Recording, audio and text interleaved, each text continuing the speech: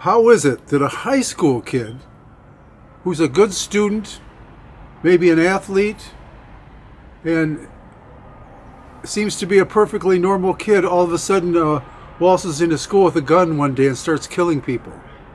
What the hell is that? The response I see is pretty much helpless. People in desperation trying to figure out, well, maybe if we get rid of the guns, or maybe if we do this and that. It doesn't sound like we have a sense of what's going on and how to deal with this. This is overwhelming. I want you to take a minute and consider putting aside what you think and join me in an exploration of why this thing might be so hard to see and why it's so hard to figure out. What I want to offer is one of the reasons that it's so hard to figure out what the heck is going on is it's not on the outside. It's not apparent. You can't see it. If somebody's got a gun and shooting, it's likely that they're very angry. That's a lot of anger. That's a high level of anger. What's usually in place to have anger be ratcheted up that high? Somebody's been hurt. Somebody's really been hurt seriously. If they're angry and hurt, they must be afraid. Because if you've been hurt, you're going to be very afraid of getting hurt again. Let's say you've got a young man who is this kind of person that has a lot of energy. A lot of physical energy, a lot of mental energy, a lot of emotional energy. And imagine that kind of person being really angry, being hurt, and being afraid that he's going to get hurt some more. So now are you getting a picture of a certain type of person, a certain kind of situation with feelings that are boiling inside? So that's not all of it. Let's add a few things to that. Let's take this a little farther. Add puberty. Add testosterone to that brew. So now you've got aggression coming online. You've got a person who's still basically a boy. He's experiencing a completely new way of being and feeling that he has no idea of how to deal with it, how to contain it, how to direct it or anything. It takes him over. As if that isn't enough, there's another thing that comes on. Let's say this kid has been watching the news and he hears about the horrible things that men are doing. He hears about sexual abuse, toxicity in the males, and he hears this culture that's rising up and saying, enough of this is bad. What can happen to a young man like that is he can begin to feel ashamed. He begins to experience these new things that he's not aware of, and he hears in the news every day how bad these things are, and he starts to feel really weird he starts to feel ashamed. Instinctively, this culture is telling him, wow, I'm feeling aggressive, I'm feeling angry. Likely he is now having sexual feelings. Likely all this is working together. All these are adding up into a great big pressure cooker. And so now we're adding shame. And what happens with the shame? When you're ashamed for who you are, for what's happening inside of you don't know how to deal with. And if you don't have people around that can help you with that, what happens when you're ashamed? You hide. You hide who you are. Shame tells you to hide. So what he does, what he may do, is take appearances as normal. When I go out into the world and I walk around, I pretend like I'm just like who I'm supposed to be. I'm a good student. I do what I'm supposed to do. And this, what kind of pressure do you think that would create with someone? Because he's angry, he's afraid, he's powerful, he feels aggressive, he's got strong sexual impulses, and he's hiding. So basically what's happening with him is he's boiling in this brew of potential violence and explosive situation. He could have perfectly good morals, but these are forces that are overwhelming, that are really strong. This is my picture of what's going on inside of someone that has been taken over the edge and feels all alone, feels alienated, completely disconnected from his own sense of self through these accelerated changes and transformations that are happening inside of him. He's terrified of the world, he's terrified of himself, and he basically loses himself. And he basically loses it.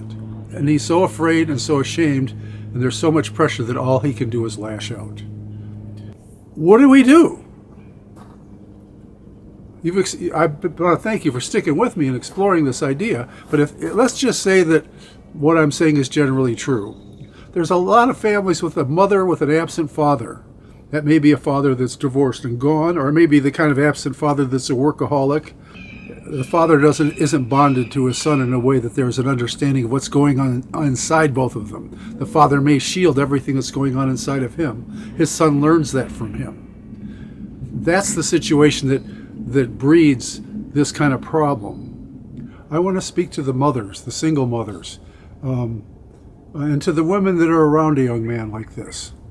And this is a difficult situation. Easy, I can sit here and give advice and say this is what you should do. And it's one thing to say it and to tell somebody to do it, but to actually do it, it can be very conflicting for a mother to do this, and I'm going to explain why. I think the most needed thing, the number one needed thing, is understanding and acceptance of the son's threatening energy. So that's a conflict because a mother wants safety in her home. She wants safety in her relationships, and she knows that men can be a source of violence and danger. The challenge is to understand and accept nature and accept that energy and offer honoring and love to your son as he does that. And the challenge there is to also hold clear boundaries on their behavior, to be very clear about what behavior is appropriate and what behavior is not appropriate. And that needs to be expressed very clearly to them in a way that it's unequivocal, that they can get it and understand it, and you make it easy. And you may not be able to keep those boundaries, but if you start young and when they're younger, it's easier. Number two is to share that without shaming and making them wrong and bad, because those two won't work together. You can set boundaries, but if you shame the person, if you make him feel that he's bad for having that way, you're reinforcing the pattern. You're reinforcing that toxic pattern that's explosive. He needs to feel that you see him as a good person and that you understand him and that you know that he's going through this transformation into a man. The other thing you can do is encourage healthy expressions outside of the home. Mature male friendships.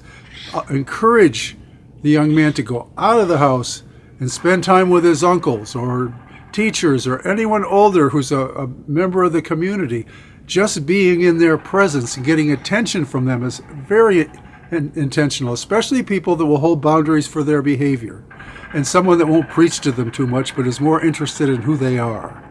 The temptation for adults is to give too much advice to someone at that age without understanding and without knowing and fully understanding who they are, without listening enough until you really understand, being really committed and interested in understanding what's going on and having a place so that they have a place where they feel safe to be themselves with you.